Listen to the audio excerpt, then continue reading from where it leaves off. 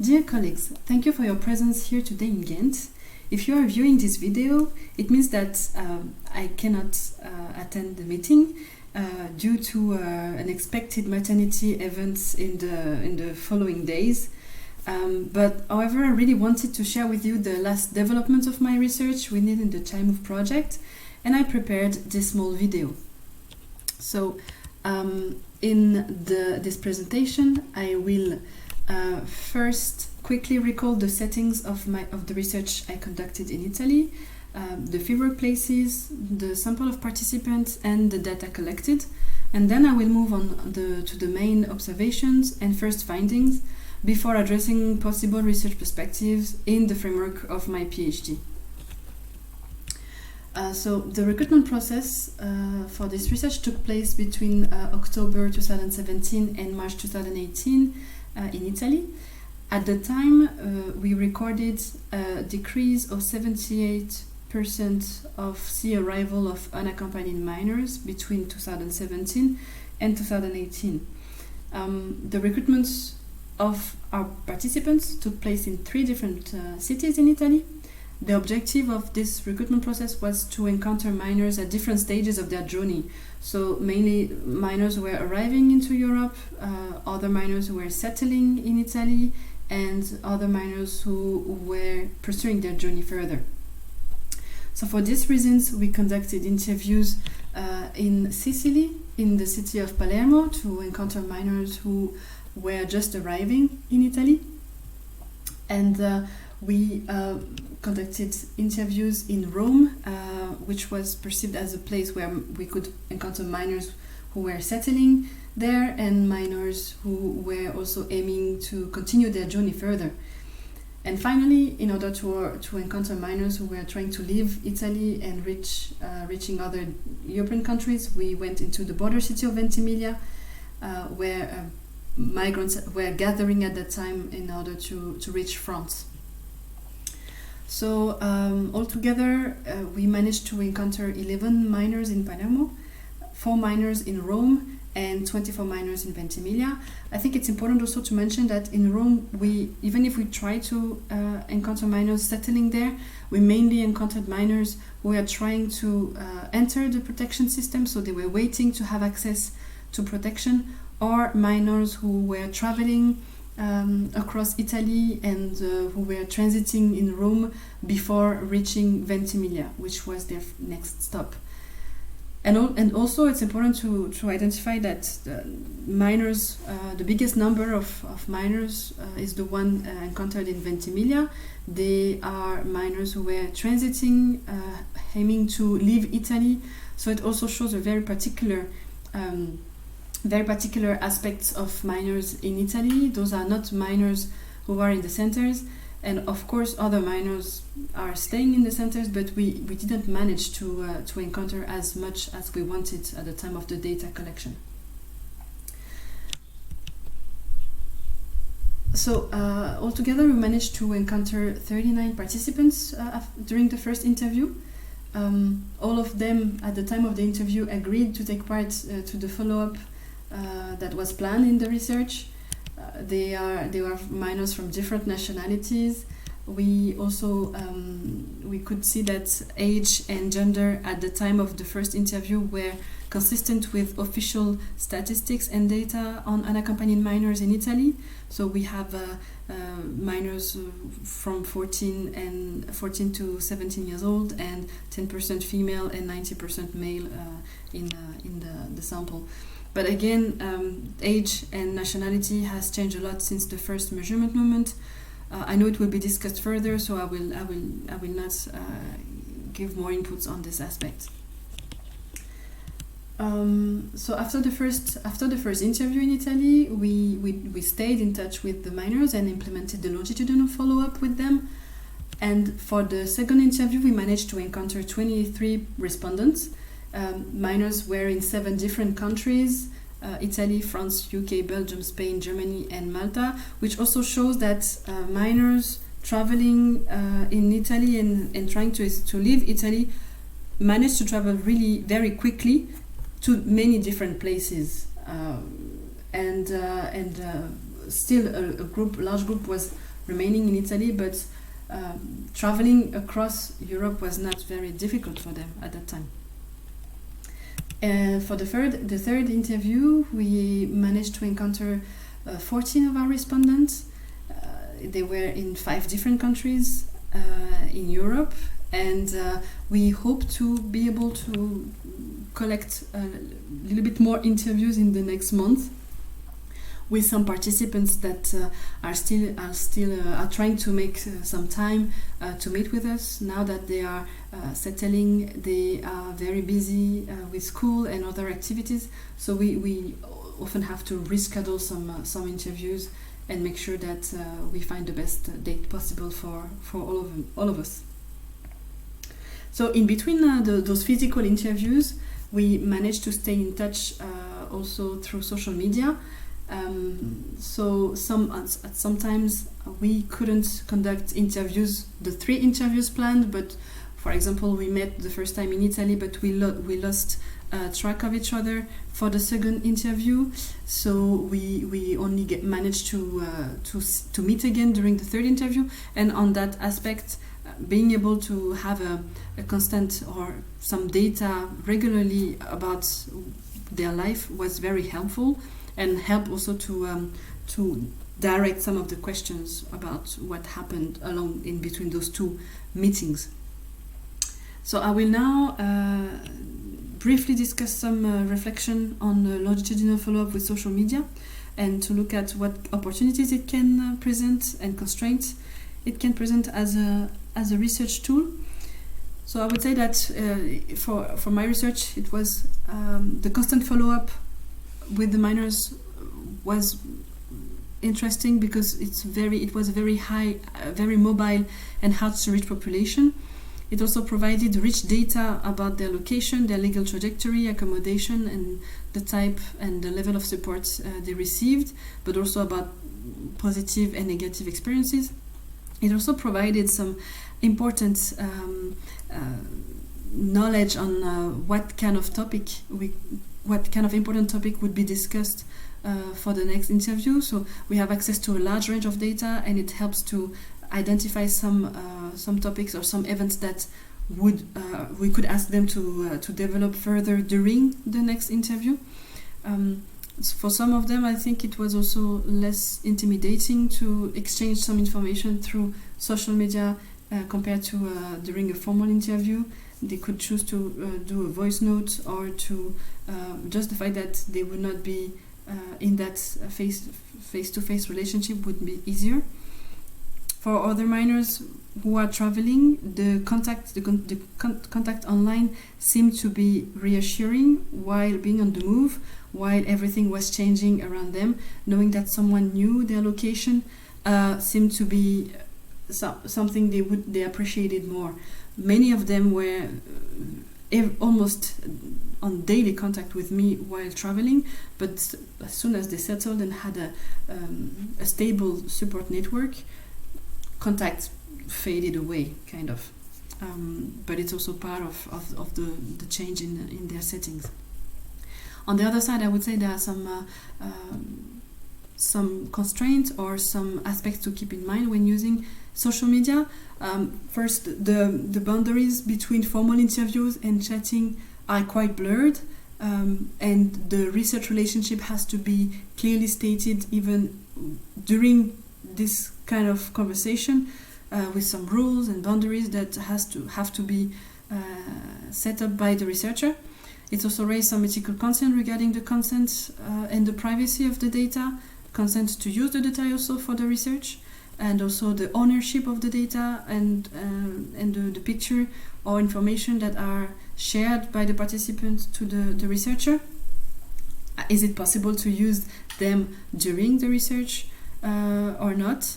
Also, the research relationship is not really clear from the beginning, so the beginning of it or also the end of this research relationship has to be clearly stated, because it's possible to stay in touch.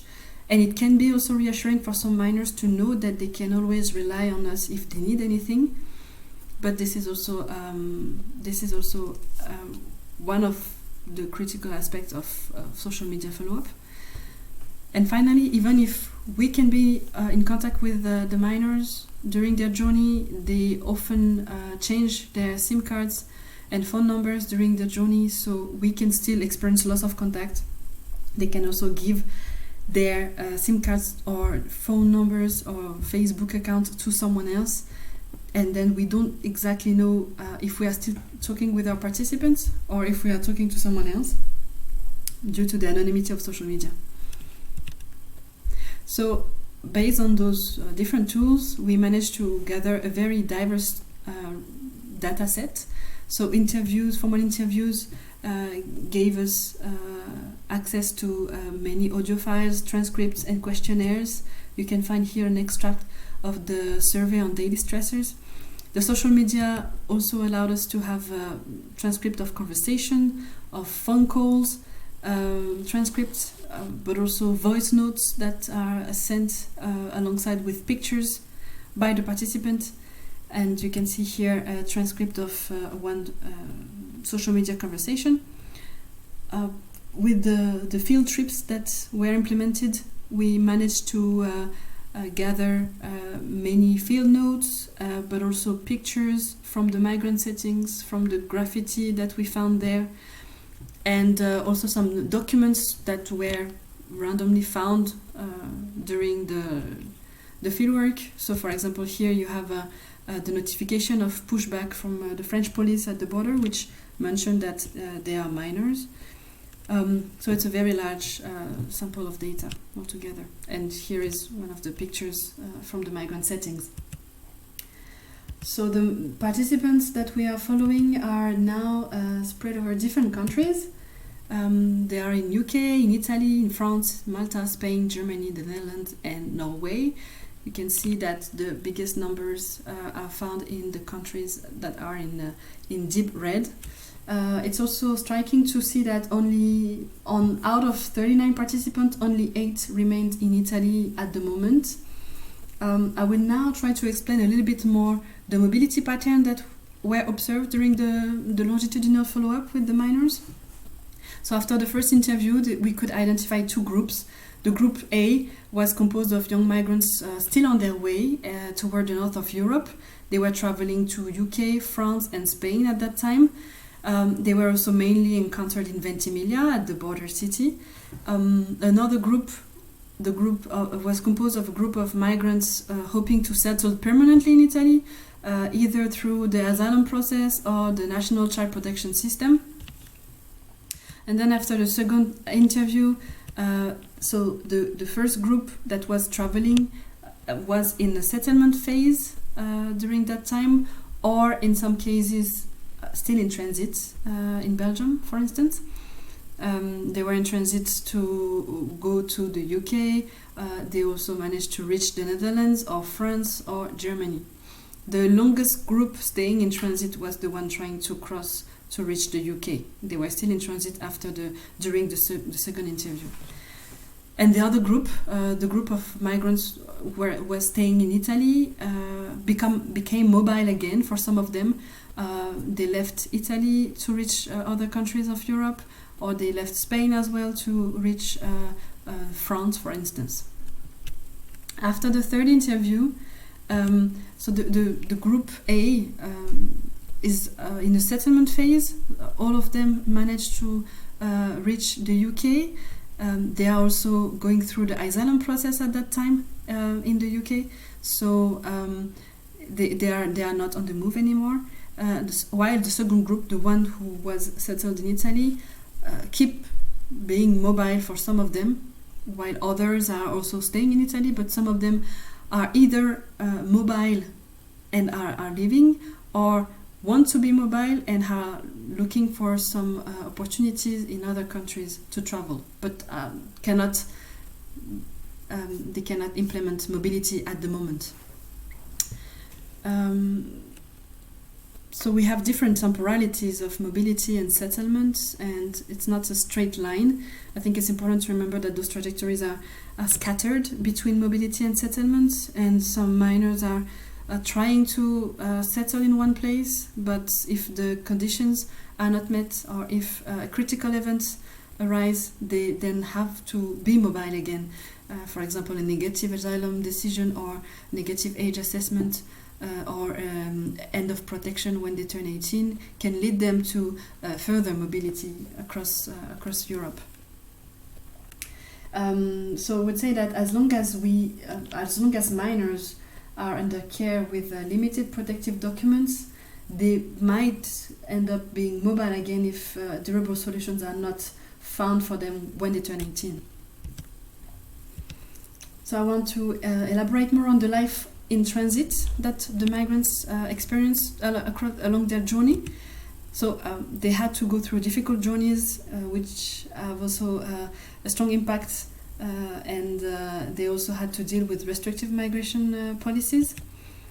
The support they received was quite limited during the journey, and especially in transit hub, they relied heavily on networks of NGOs and volunteers, and sometimes had to live in precarious situations under tents in transit hubs like in Calais, in Paris, in Rome, in Ventimiglia, and in Brussels in some cases. Border crossing were also quite dangerous and precarious, sometimes having to cross the mountains in winter to be hidden in trains or in trucks. So mainly the minors traveling by themselves try to remain off the radar. They avoid official reception centers and ID registrations. So for that reason, they would use fake identities along their journeys, and it's then easier to lose track of them across countries. They also expressed the need, at several occasions through our conversation, the need to have accurate information regarding the asylum system in Europe, regarding the national child protection systems, and the Dublin regulation, if it applies to unaccompanied minors or not.